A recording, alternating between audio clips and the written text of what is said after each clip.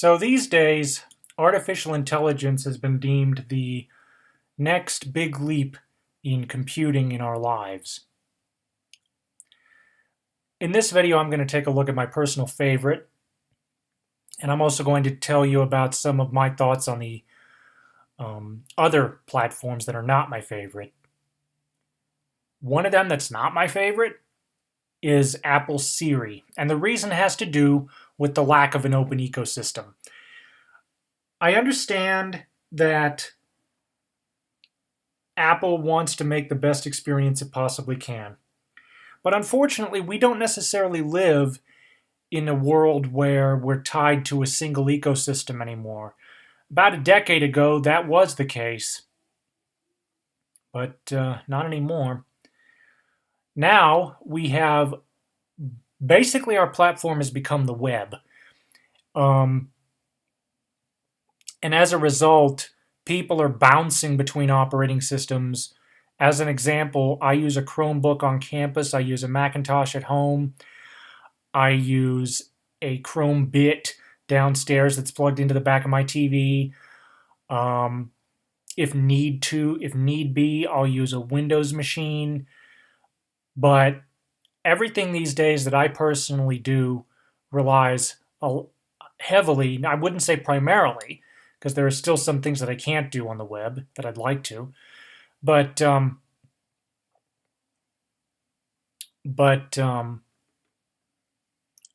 heavily, my computing relies on the web, and artificial intelligence is part of that. The other reason I don't care for Siri is that until very recently, Siri sucked. You really couldn't do much with it. I've used it for basic tasks, but nothing beyond that.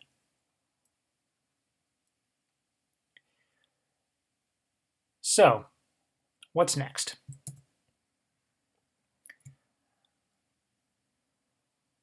Like I said, you don't have an iPhone, no Siri, and that, or iPad, and well, now we've also got it on the Mac. But at the same time, I mean, think about it. The iPhone 7 and 7 Plus are anywhere between $650 to $1,000. No, nope, nope. The iPhone SE is $400, but for me, the screen is just too small. So I don't like the proprietary nature of Apple Siri. The next AI platform is the Microsoft Cortana. And while Microsoft touts that you'll get a better experience on a Windows-based device, they're not forcing you to utilize it on Windows if you don't want to. You can get a Cortana app for iOS and Android, and I'm honestly wondering if they're going to make one for the Macintosh. It'd be interesting to see. I personally have not used Cortana, but as I understand it, that's really, really advanced. I can't think of all the features off the top of my head that it'll do. Like I said, for the best experience, you really do need a Windows system from what I understand. But it's just, wow. The next platform of note is Google's Assistant, which, like Microsoft Cortana, you can get it through Google Allo. But if you want a truly integrated experience, you'll need to get a piece of hardware like the Google Home or Google Pixel. So with Microsoft and Google, while their hardware is proprietary, their software is open. Okay?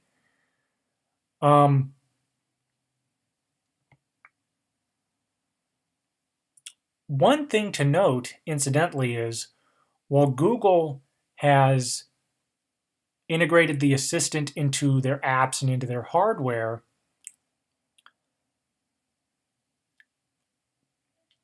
they are the ones designing it. Okay?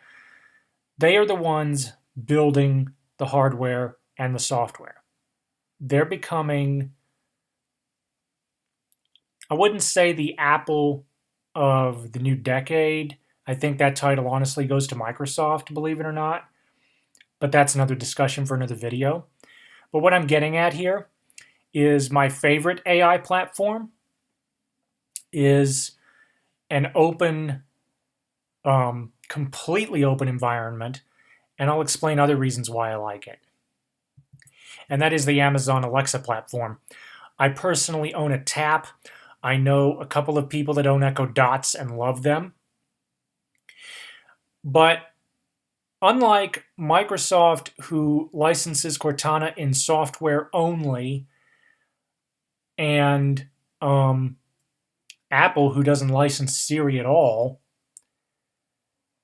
Alexa is not necessarily built into an app, but it's a service. It is a voice web service powered by Amazon's own web services, which a lot of high-profile corporations and I also believe some government agencies are using. But what's really great about that is that the Amazon APIs for Alexa are completely open. So much like Android, if somebody wants to integrate Alexa into a toaster oven, they can do that. Excuse me. The possibilities are endless. One of the major pluses to me in terms of Amazon's Alexa, it has to do with the fact that my music and video libraries are becoming more and more Amazon-centric. And that's for a very particular reason, and Alexa falls into this reason as well. And that is, if you want to use the hardware of the Echo family, you can, but you don't have to. Likewise, Amazon is pushing you towards their services, obviously, but they're not pushing you towards, say, Apple, who's a super proprietary ecosystem, or Google, who's the all-seeing eye. So that's basically why I prefer them on a software front. On a hardware front, like I said, I know a couple of people with Echo Dots. I myself have the Tap. We absolutely love them. But Amazon's own hardware is not the end of the story. The very first third-party attempt that got major press anyway was the Pebble Core. Unfortunately, with the acquisition of Pebble by Fitbit, we won't be seeing the Core.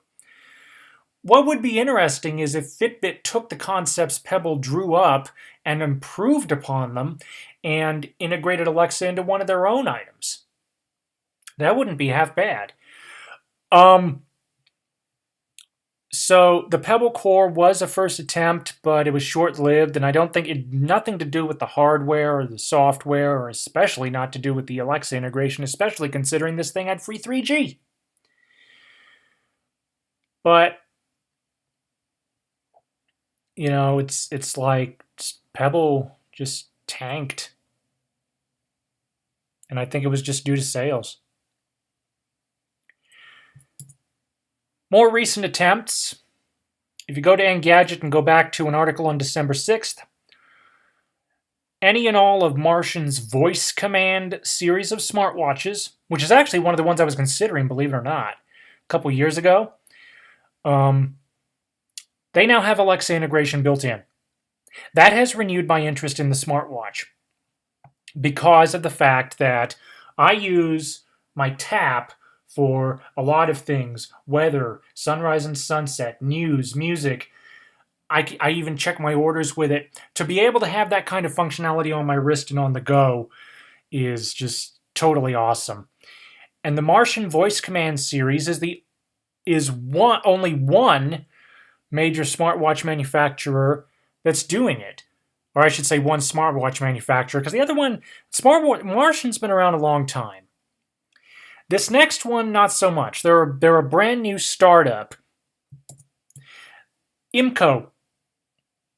The IMCO Co-Watch. Original name, isn't it? this is another watch that has Amazon's Alexa built into it. Now, of the two, I'm debating going with the Martian only because the Martian is considerably cheaper and it has the Alexa functionality built in. I'm going to tell you something. If it wasn't for the Alexa functionality, I wouldn't even be considering either of these right now. Okay? So I think they really have something. But the fact remains, these examples show that Amazon Alexa is honestly, in my opinion, the most versatile. Now, granted, it doesn't have the ability to go to Google and, do searches beyond Wikipedia, which, to me, that's perfectly fine. I don't need that. For that, I've got my phone in my pocket. For something like, let's take the Martian voice command series. One of the really great things about Alexa integration is this. The analog watch is driven separately from the smart module. In other words, they're two completely different devices in one. As a result, the watch portion of the smartwatch has no way to integrate and synchronize the time with your phone. Alexa gives you this functionality because I could say, right now I just heard that it's 4 o'clock. I could set an alarm for 4:02, pull out the crown on the analog watch, set it to 4:02. As soon as the alarm in the smart section, powered by Alexa, as soon as that rings, boom, your watch is synchronized.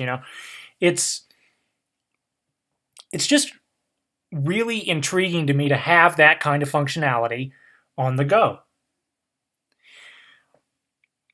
But I honestly agree. I think that AI is going to be really big in the coming years, and I don't think that Alexa is going to be the only one to branch out to third-party devices. I think that as Google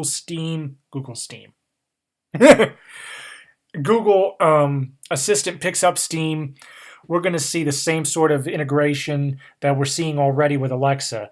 That's the other reason I like Alexa, though, is because I hate to use the adage, it was here first, but it was. And as a result, in terms of being really usable, I mean, a lot of people are going to argue that Siri was here first. Yeah, but like I said, Siri sucked. But in terms of being truly usable, Alexa was here first, and as such has the most experience and biggest developer base. Not just in software, but also in hardware. And I think that everybody else is going to have some catching up to do. But yeah, so that's honestly why I love Alexa. Thank you for watching. Comments are welcome, and have a nice day.